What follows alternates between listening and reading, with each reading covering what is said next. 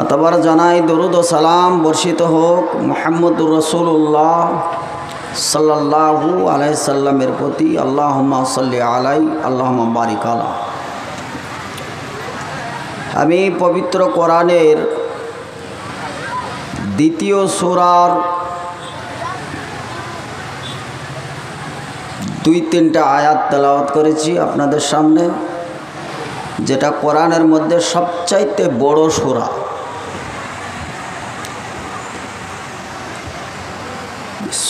এই সূরাটা যত বড়, তার গুণবাচকও অনেক বড়।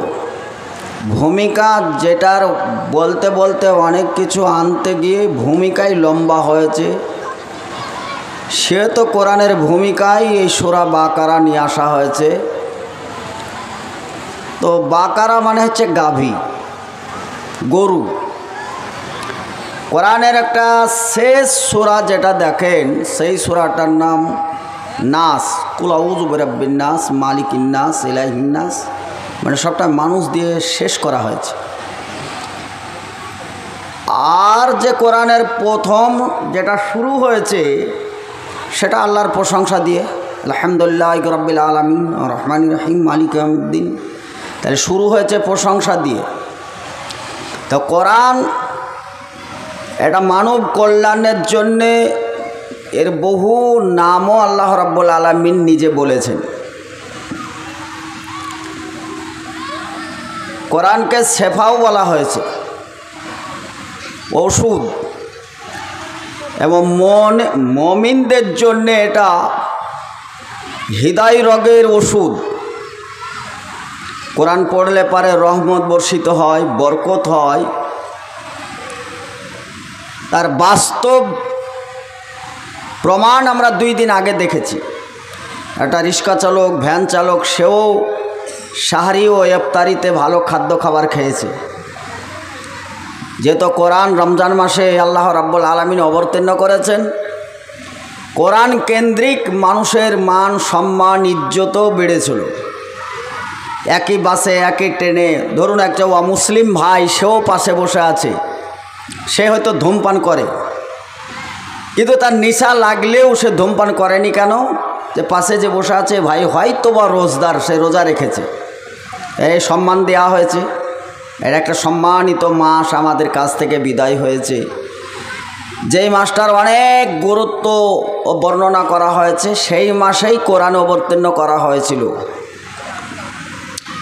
এই 2 দিন আগে আমাদের কাছ থেকে সেই মাসটি, সম্মানিত মাস, বিদায় নেওয়ার পরে সামনে এই যে চলতি মাস, এইটার নাম সওয়াল মাস, আরবি নাম। এতে অনেক গুণ রয়েছে। সে তো কোরআন অবতীর্ণ করা হয়েছে শাহরু রমজান আল্লাযী উনজিলা ফীহিল কুরআন হুদাল লিন্নাস ওয়া বায়্যিনাতিন মিনাল হুদা ওয়াল ফুরকান। এই ফুরকান শব্দটা, কোরআন শব্দের মানেই হচ্ছে যে পড়ো, বারবার দেখো এতে কি আছে। আর যখন আপনি পড়বেন তখন কিছু না কিছু তো বেরিয়ে আসবেই। তা আপনার জীবন যেহেতু দুনিয়াতে অতিবাহিত করবেন, সেই জীবনের হক ও বাতিলকে পার্থক্য করা কোরআন পড়লে বোঝা যায়। আমার বিশেষ একটি প্রশ্ন, নিজেকে নিজেই প্রশ্ন করি, যে মানুষের জন্যে কোরআন অবতীর্ণ করা হয়েছে, তো যেই কোরআনের প্রশংসা দিয়ে, আল্লাহর প্রশংসা দিয়ে শুরু করা হলো, প্রশংসা দিয়ে শুরু করার পরে যেখানে আমরা ঢুকলাম, কোরআনের আরও কিছু জানবো, শিখবো বা মানবো, সেই অধ্যায়ে ঢুকেই দেখছি তো সূরা বাকারা মানে একটা গরু রচনা এসছে। মানুষের জন্যে, কল্যাণের জন্য কোরআন এসে গরু কেন? এটা তো একটা বিষয়। তা গরু আসার বিষয়গুলো যখন গরু দিয়ে শুরু হয়েছে, তখন কিছু তো ভাবার্থ আছে, তাহলে তো খুঁজতে হবে। মানুষের কল্যাণের জন্য কোরআন এসে যে আলিফ পড়লে 10 নেকি পাওয়া যায়, মিম পড়লে 10 নেকি পাওয়া যায়, লাম পড়লে 10 নেকি পাওয়া যায়, 3টে যোগ করলে 30 পাওয়া যায়, আর কিছু অংশ পড়লে পারে সেখানে বরকত নাজেল হয়, খায়রুকুম মান তাআল্লামাল কুরআন ওয়া আল্লামাহু, কোরআন যারা শিক্ষা করে, যারা কোরআন শিক্ষা দেয়, উভয় আল্লাহর নিকটে অতিবাই প্রিয় মানুষ। এত কিছু কোরআন নিয়ে, অথচ এই কোরআনের শুরু, সেই সূরাটা হচ্ছে ফাতিহা। সূরা ফাতিহা মানে হচ্ছে দরজা। যে দরজা, যে একটা কমপ্লিট ঘর করলেন, তো ঘরের ভিতরে ঢোকার আগে তার তো একটা দরজা লাগবে। তো কোরআনের এটা দরজা। ঘরে ঢুকেই বিরাট একটা গরু যেখানে বাঁধা আছে, ঘরে ঢুকেই যেখানে গরুকে জানোয়ার বলা যায়। গরুকে জানোয়ার বলা যায় না? গরু জানোয়ার তো। তাহলে মানুষের জন্য কোরআন অবতীর্ণ, অথচ সেইখানে ঢুকেই বিরাট একটা জানোয়ার দিয়ে শুরু করা হলো। বিষয়টা তো বিষয়। দেখুন এইটার সঙ্গে আমাদের মিল আছে কিনা একটু দেখে নিন। কোরআন অবতীর্ণ হয়েছে, এটা কিন্তু নবীদের শেষ নবী, আখিরি হেদায়াত বিশ্বনবী মুহাম্মদুর রাসূলুল্লাহ সাল্লাল্লাহু আলাইহি সাল্লাম, তিনার উপর অবতীর্ণ হওয়ায় আমরা ওই নবীর উম্মত হতে পারাই আমরা সৌভাগ্যবান। আমরা একবার পড়ি আলহামদুলিল্লাহ। অন্য নবীরা এই নবীর উম্মত হওয়ার জন্য দোয়া করেছিলেন, আর আমরা বিনা দোয়াতে এই নবীর উম্মত হতে পেরেছি। আল্লাহ শুকরিয়া আদায় করার দরকার নেই। আচ্ছা, এই পর্যন্ত থাক। আচ্ছা দেখুন, অন্য নবী ও নবীর উম্মত, তেনারা এই শেষ নবীর উম্মত হওয়ার জন্যে আল্লাহর কাছে অনেক প্রার্থনা করেছেন। মুসা আলাইহিস সালাম এই নবীর আলোচনা শোনায়। মুসা আলাইহিস সালাম সরাসরি আল্লাহর কাছে দোয়া করে বললেন যে আমি নবী হওয়াতে আমার আপত্তি নেই, আমি দুঃখিত না, কিন্তু আর একটু সুবিধা হতো যদি আমি মুহাম্মদ সাল্লাল্লাহু আলাইহি সাল্লামের উম্মত হতে পারতাম, তাহলে আমি আটটু সুবিধে হতো, আমার আটটু শুকরিয়া আদায় করতে পারতাম। আর কোন জায়গা থেকে কোন জায়গায় এলাম, যে নবী মুসা আলাইহিস সালাম তিনি একজন পারফেক্ট নবী, অথচ সেই নবী বলছেন যে আমি যদি শেষ নবীর উম্মত হতে পারতাম তাহলে শুকরিয়াটা একটু বেশি আদায় হতো, আমি একটু সৌভাগ্যবান হতাম। তাহলে এই মুসা আলাইহিস সালামের কথার উপরে যদি আমরা এই হাদিসটাকে নিয়ে আসি, তাহলে সেই সৌভাগ্যবান আমরা না? আমরা বিনা দোয়াতেই শেষ নবীর উম্মত হতে পেরেছি, এর জন্য আলহামদুলিল্লাহ। অন্যান্য নবীরা দোয়া করেছিলেন, উম্মত হতে পারেননি, আর বিনা দোয়াতেই আমরা এই নবীর উম্মত হয়েছি। লাভটা কি? আমাদের মধ্যে কোরআন অবতীর্ণ হয়েছে, এটা সবচাইতে বড় লাভ। আমাদের ওপর হেদায়েত হিসাবে কোরআন এসছে, এটা সবচাইতে বড় লাভ। আরও একটি লাভ, কোরআন পড়লে নেকি পাওয়া যায়, কোরআন শুনলেও নেকি পাওয়া যায়। আরও আর একটি লাভ আমি অনেক জায়গায় বলেছি, আবারও বলছি, একটু ধ্যান দিয়ে শুনেন। এই যে ছোট ছোট আমরা এই টপিকের ওপর আলোচনা করি বা জালসা জলুসগুলো হয়, এগুলো একেবারে অবহেলা বিষয় তা না। এটা এত গুরুত্ব, হয়তো আমরা সেইভাবে লেখাপড়া করি না বা গুরুত্ব দিই না, তাই হয়তো বুঝতে পারি না। দেখুন তো গুরুত্ব কত হতে পারে। রাসূল সাল্লাল্লাহু আলাইহি সাল্লাম, আমাদের নবী মুহাম্মদ সাল্লাল্লাহু আলাইহি সাল্লাম, তিনি বলেছেন কোনো ব্যক্তি যে কেউ হতে পারে, সে 1 ঘন্টা কোরআন ও হাদিসের আলোচনা শুনে আর শোনার পরে সে আমল করে, এই 1 ঘন্টা কোরআন হাদিসের আলোচনা শোনা 500 রাকাত নফল সালাত আদায় করার চাইতেও উত্তম। বিষয় বুঝে আসলো? আচ্ছা বলুন এবার এই জায়গাটা থেকে আসি। 500 রাকাত সালাত আদায় করা সহজ না কঠিন? কঠিন না? 500 রাকাত সালাত আদায় করতে গিয়ে অনেক ক্লান্তি চলে আসবে। 8 রাকাত তারাবি পড়তে গিয়ে আমরা বুঝতে পেরেছি কত ক্লান্তি এসছে। যারা 20 পড়ে তারা কি করে পড়ে আল্লাহ জানে। যারা 20 পড়ে তারা শুধু 20 রাকাতটা পূজানো নিয়ে কথা, মেশিনও অত জোরে চলে না যত জোরে ওদেরকে চালাতে হয়, ফলে সেটা সালাত আদায় হয় না। বরঞ্চ টাইম পূজানোর জন্য যত রকমের হড় করে বলতে পারলে মধ্যে মধ্যে বাদ গেলেও সমস্যা নেই। আর আমরা তো সবাই কোরআন পড়া জানিও না, বাদ দিলেই বা কি। এক পারা যদি 30 মিনিটে যদি চালিয়ে দিই, মধ্যেখানে এই সুরার অংশ নিলাম, ওই সুরার অংশ নিলাম, ওই সুরার অংশ নিলাম, এক পারা পুঁজি দিলাম, আমরা তো পিছনে যারা থাকি তো বুঝি না কিছু, বুঝাতে সুবিধা না। তারপরও বিরক্ত আছে, আছে না নেই? 20 রাকাত তারাবি যারা পড়ে তাদেরকে জিজ্ঞাসা করেন কত বিরক্তি আছে। 500 রাকাত পড়তে গেলে কি অবস্থা হবে? একটি রাত্রে সম্ভব হবে না, হবে? কিন্তু 1 ঘন্টা কোরআন হাদিসের আলোচনা শোনা খুব কঠিন? কোনো কঠিন না। 1 ঘন্টা কোরআন হাদিস শোনা সহজ।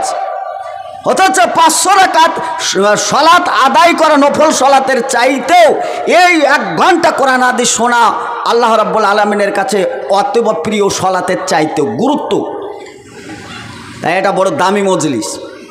সলাত আদায় করে, 5 ওয়াক্ত সলাত আদায় করে, তাহাজ্জুদ তারাবি সব কিছু পড়েছে, দান খায়রাতও করেছে, জাকাতুল ফিতর দিয়েছে, এমনও জাকাতও দিয়েছে, আকিমুস সালাহ ওয়া আতুজ যাকাত, জাকাতও দিয়েছে। লোকটি মারা গেলে জান্নাতি সরাসরি আপনি বলতে পারবেন? সরাসরি জান্নাতি কোনো সার্টিফিকেট আছে? নেই, বলতে পারবেন না। কিন্তু কোনো ব্যক্তি যদি এরকম একটা প্রোগ্রাম যেখানে নির্ভেজাল কোরআন ও হাদিসের আলোচনা হয়, সেই জায়গায় যদি কেউ আসে বসে এবং এই অবস্থায় যদি সে লোকটা মারা যায়, সরাসরি জান্নাত যাবে, হাদিস বুখারী। তাহলে সলাতের চাইতেও এটা বেশি গুরুত্ব না? কেন গুরুত্ব? যে কোনো বিষয় আপনাকে জেনে করতে হবে।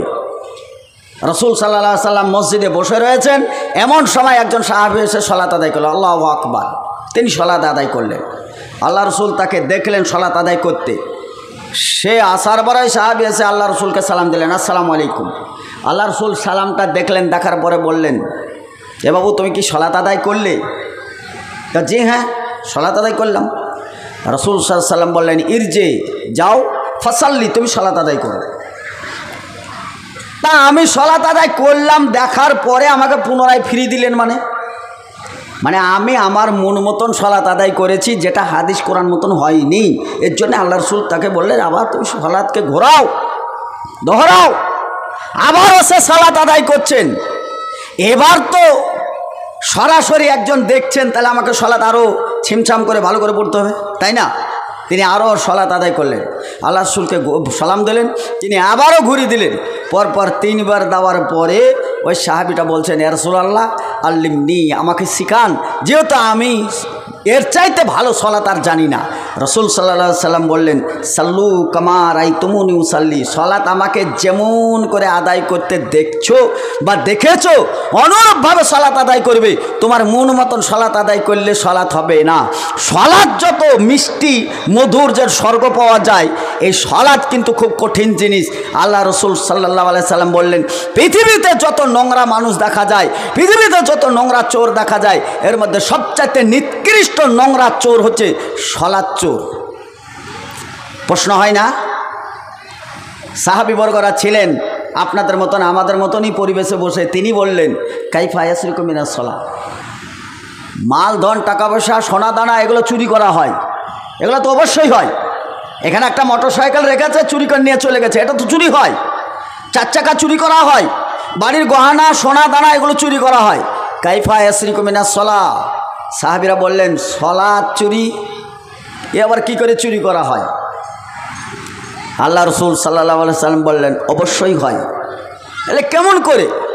কাইফা ইয়াসরিকু মিনাস সালাত, কেমন করে সলাত চুরি করা হয়? রসুল সাল্লাল্লাহু আলাইহি সাল্লাম পুনরায় বললেন, চুরি হয় এইরকম, সুম্মা লাইতুম রুকুআহা ওয়ালা সুজুদাহা, যে ঠিকঠাক অ্যাকুরেট আল্লাহর সন্তুষ্ট চিত্তে সে রুকু করে না, সিজদাও করে না, এরা হচ্ছে সবচাইতে বদকার নিকৃষ্ট সলাত আদায় করার পরে চোর। তাই চোর তো এই জায়গায় একটা সাবেত হলো। পার্থিব জগতের কোনো চুরি যদি ধরা যায়, তাহলে সেই চোরের হাত কাটার বিধান আছে। শুনেছেন না শোনেন নাই? মদিনার একজন সম্ভ্রান্ত ঘরের মহিলা, মেয়ে মানুষ, সে কোনো কর্মে চুরি করেছে, চুরি করতে গিয়ে ধরা পড়ল। তা মেয়েটাকে নিয়ে আসা হলো আল্লাহ রসুলের কাছে। নিয়ে আসার পরে চোরের অজুহাতে রসুলের সামনে খাড়া করা হলো, আর সাফায়তও করা হচ্ছে, সাফা করা হচ্ছে যে ইয়া রাসূলুল্লাহ হয়তো বা চুরি করে ফেলেছে কোনো কারণে, তাই মহিলাটার হাতটা না কেটে যদি ছেড়ে দেওয়াই হয়। ওয়াল্লাযী নাফসি বিয়াদিহি, রসুল সাল্লাল্লাহু আলাইহি সাল্লাম বলেন, আল্লাহর কসম করে বলছি, যার কাছে আমার আত্মা রয়েছে, আমি নিজে থেকে কোনো ফয়সালা করা লোক নই, লা ওমা ইয়ানতিকু আনিল হাওয়া ইন হুয়া ইল্লা ওয়াহিয়ুন ইউহা। আমি নিজে থেকে কোনো ফয়সালা করতে পারি না, আল্লাহর পক্ষ থেকে ফয়সালা নেমে আসে। আল্লাহর কসম করে বলছি, এই ফাতেমা না হয়ে আমার মেয়ে ফাতেমা রাদিয়াল্লাহু তাআলা আনহাও যদি হতেন, তাহলেও আমি এই হাতই কাটার বিধান, এটা রদ বদল হতো না। তাহলে চুরি করা সম্পদ বিধায় কি? তার হাত কেটে ফেলা। এখন তো মাল চুরি করা হয় নাই, হয়েছে সলাৎ। এখন তো টাকা পয়সা চুরি করা হয় নাই, এখন চুরি করা হয়েছে কি? রুকুতে ফাঁকি দেওয়া হয়েছে, সিজদাতে ফাঁকি দেওয়া হয়েছে, দোয়া দরুদে ফাঁকি দেওয়া হয়েছে, এইটাকে তো চোর বলা হয়েছে। এর বিধিবিধান কি?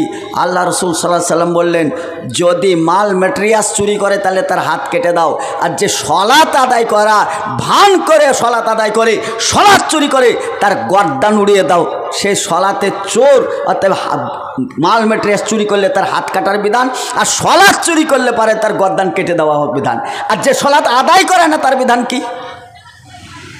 বাইনাল আবদে ওয়া বাইনাল কুফরে তারকুস সালাহ।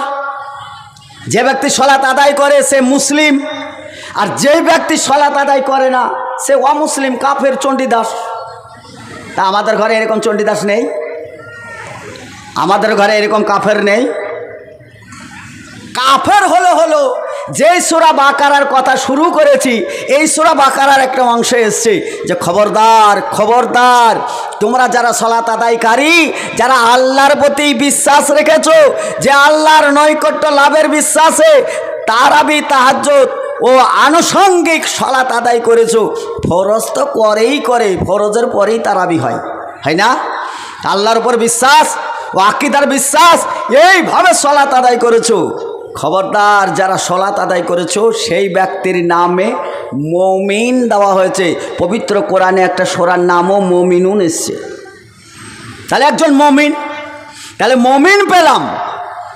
সমাজ সংগঠন তৈরি করবেন, সমাজে কল্যাণ ডাকবেন, সমাজে মানুষের পরিবেশ তৈরি করবেন, করুন, আপত্তি নেই। কিন্তু গোড়ায় যদি ভুল হয়, আগায় যদি জল ঢালা হয়, গাছ বাঁচবে না মরবে? গোড়ায় ভুল থাকায় আমাদের সমাজ মরেছে, আগায় এখন এসে আনুষঙ্গিকে জল ঢালা হচ্ছে, কিন্তু গোড়া মরতে ইসলাম এখন মরে গেছে, ইসলাম আর নেই। বাস্তব জগতে ইসলাম আর দেখা যায় না, ইসলাম নেই তো।